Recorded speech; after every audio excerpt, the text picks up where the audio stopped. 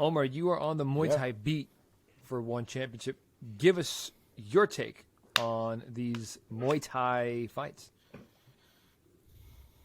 So there were a few fights that I wanted to highlight. Ones that we talked about last week. There's one that we didn't talk about last week that I'm also going to highlight. And an MMA fight that I didn't know was going down, and I didn't know what this dude's name was until I saw his name. So I know him as Buchecha. That's sort of like his nickname in MMA, BJJ, whatever. His name is Marcus Almeida.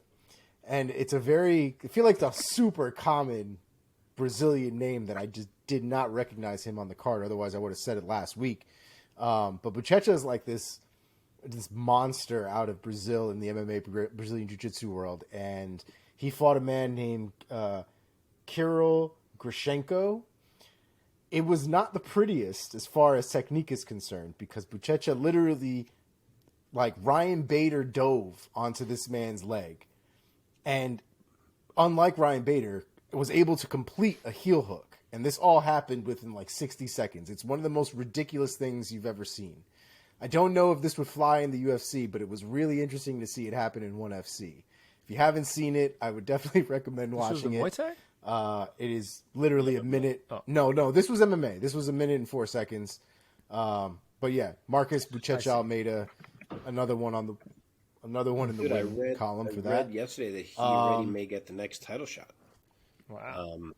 They have two champs right now because Arjun Bowler is the champ, and they have this guy Anatoly Malikin, I think is his last name, who's the interim champ.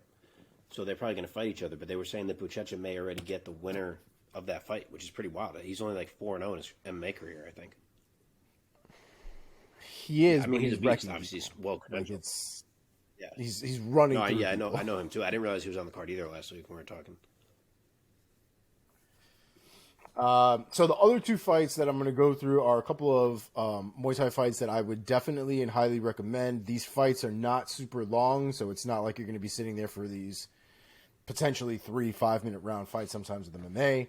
But the first fight is Penpayak defeating Savas. So we talked about this last week. Savas was that gentleman that I said was more of the underdog here. He only has maybe 50 or so fights on his record. Most of these guys in the top, of the Muay Thai arena are usually in the 200 to 300 total fights, sometimes even more than that. This man got absolutely savaged. Penpayak just completely wrecked this man for an entire round, chewed up his legs, was able to hit him with the body, was able to piece him up with the hands. I mean, frankly, it was a clinic. There wasn't really anything being thrown back. Savas kind of had a problem, I think, trying to adjust to this man's pace and the power that he was throwing, because there was some heat behind those kicks.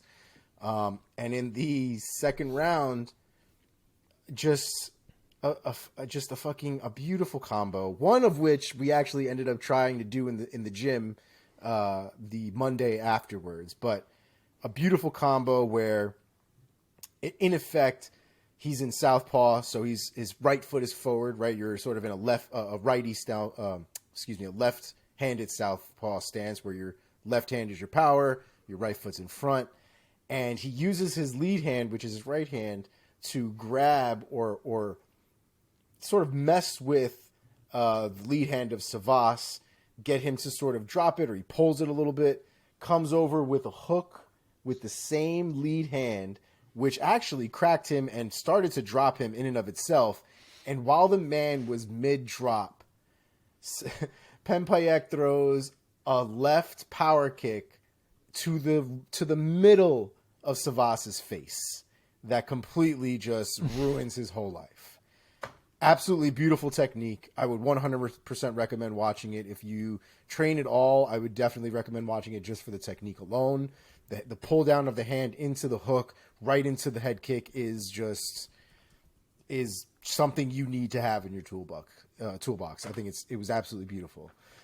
Next on the list, Nongo versus Liam Harrison. We talked last week about Liam Harrison and his technique, more of the Dutch kickboxing style, that he's adjusted for the Muay Thai. He got wrecked, but for his body sort of went out on him. Very competitive fight. A lot of leg kicks being thrown. A lot of stiff power leg kicks being thrown. But Nongo was able to target those leg kicks, I think, a little bit better than Liam Harrison was able to. Caught him on the knee twice. First time made him buckle. Liam Harrison tried to play it off. Second time, it literally and completely shut off Liam Harrison's leg. Liam Harrison went down to the ground, tried to get back up, looked over at his corner, and was like, "It's not happening. Like the leg's not working. It's not happening."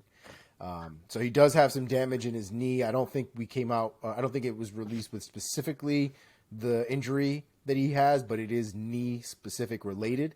When I saw it, I thought it landed on the thigh. So I thought his leg just sort of was like completely done, but it was more specific to the knee itself.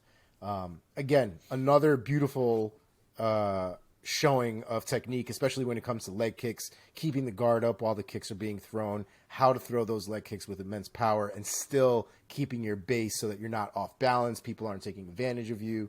I thought it was fantastic. Not to mention, I bitch about here all the time about naked leg kicks. These guys set it up beautifully with jabs, even just pawing the jab out so that guys are expecting something else and not expecting the leg kick when it lands. It's beautiful. I love watching it. Definitely recommend watching it. And it's all the Muay Thai. Nice, bro. Awesome. Yeah, it was fun to watch. All right, man.